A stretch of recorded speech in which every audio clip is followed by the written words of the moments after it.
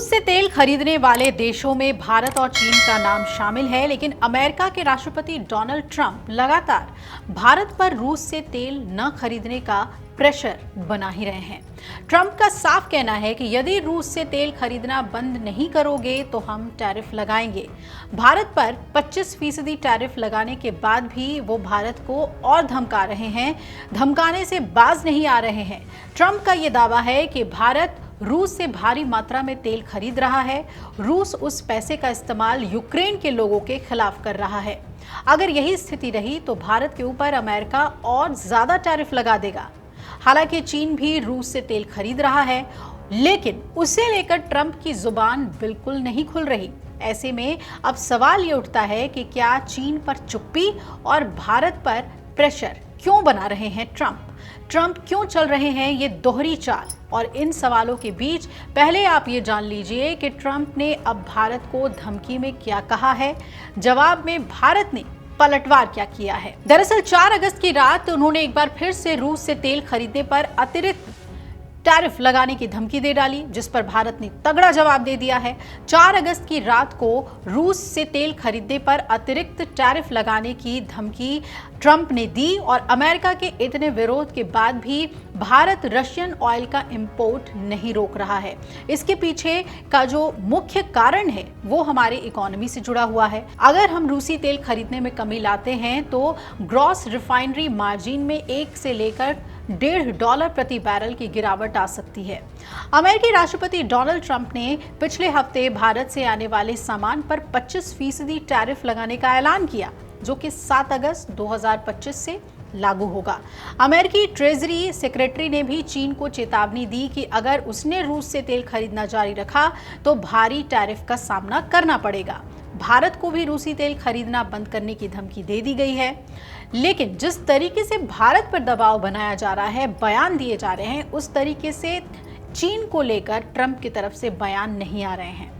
भारत रूसी तेल के बड़े खरीदारों में से एक है और साल 2022 में रूस यूक्रेन युद्ध शुरू होने और रूसी तेल की कीमतें गिरने के बाद भारत के इंपोर्ट में भारी बढ़ोतरी हुई। फाइनेंशियल ईयर 2018 से फाइनेंशियल ईयर 2022 में भारत के कुल क्रूड आयात में रूसी तेल का हिस्सा सिर्फ 1.5% था, जो कि वित्त वर्ष 2023 में 19.3% हुआ और 2024 से 2025 में ये 33 से 35% हो गया।